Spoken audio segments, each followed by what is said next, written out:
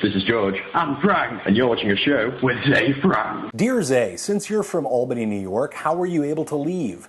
Like you, I grew up here, but I'm trying to escape. Please help. I want to live in another city, and I don't want to die here. Best, John. Let's not focus on where you're going to die. Let's focus on how you're going to live. A friend of mine in high school used to say that there's no geographical solutions to psychological problems. Maybe that's true, but what if you're living inside of a volcano or in Somalia? But Albany, New York is no Somalia, unless perhaps you've been kidnapped by ennui. But who knows? Daniel Kahneman's research on happiness said that by all available measures, Midwesterners were just as happy as Californians, with the caveat being that both Midwesterners and Californians thought that Californians were happier. For me, Albany felt like it was built for the very young and the very old. People that can appreciate the subtleties of their surroundings, first by the laser-focused attention of boredom and curiosity, and later by the mellow ecstasy that some people might mistake with resignation. My stepfather hikes and rehikes the Plotterkill Nature Reserve, mapping every inch of it in photographs. Like a bespectacled Hermann Hesse's Siddhartha, who after chasing a material life eventually finds his way back to a comfortable seat by the river, the same river. It's beautiful there, the surroundings,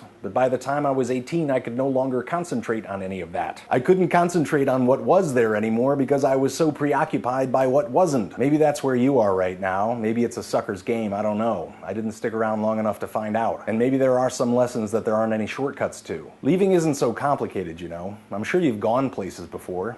Leaving is just the going without the coming back. It might not be easy, but that doesn't mean that it's not simple. You know, I've caught myself in situations where I forgot that I could leave. Maybe I didn't want to think about it because thinking about it reminds me that other people can leave. Like if I pretend that it's impossible, other people might think that it's impossible too. Or maybe I was scared that I wouldn't be able to handle the emotional part of leaving, that my brain would render me a useless blob of depression and regret. So scared that I wouldn't even allow myself to consider it a possibility. But it is possible. People move away, employees leave jobs, boyfriends leave girlfriends, wives leave husbands, and sometimes it makes some things better, and sometimes it just swaps a Circle K for a loafing jug or a Wawa. But almost always there will be pain and loss and hurt and regret and loose ends loosened, but almost always you'll be able to handle that in time. I think it is important to remember that it is an option.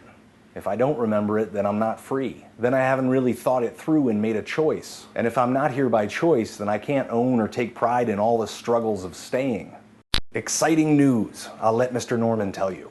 Hello, Mr. Norman here, giving you the song. It is done. Thank you all so much for participating throughout the whole process. Sounds, loops, melodies, and vocals that have contributed to the awesomeness of the whole project and song. That's why it took me so long, because I tried to squeeze all of the awesome in there all at once. Thank you so much, and I hope you enjoy. I can't wait to see what you guys do for the video.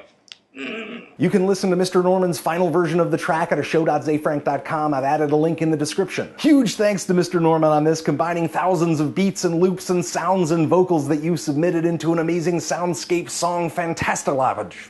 So now we have to make a video. I have an idea. It involves layering lots and lots of footage so many of us can take part. But in order to test this out, I need you. If you'd like to help, go to ashow.zayfrank.com and find the layer face mission. Follow the instructions incredibly carefully. I tried it here with 3 layers, and this is what it looks like. I think it's time we stole the show, and it's also time I let you know that I punched a hole through the thickest wall of sound. Creepy and beautiful, just right. Now I want to see what it looks like with 100 layers, and if that works, we'll start choreographing the rest. Also, congratulations to show member IDKWTFLOL for figuring out that there was a phone number hidden in the background of last Wednesday's episode.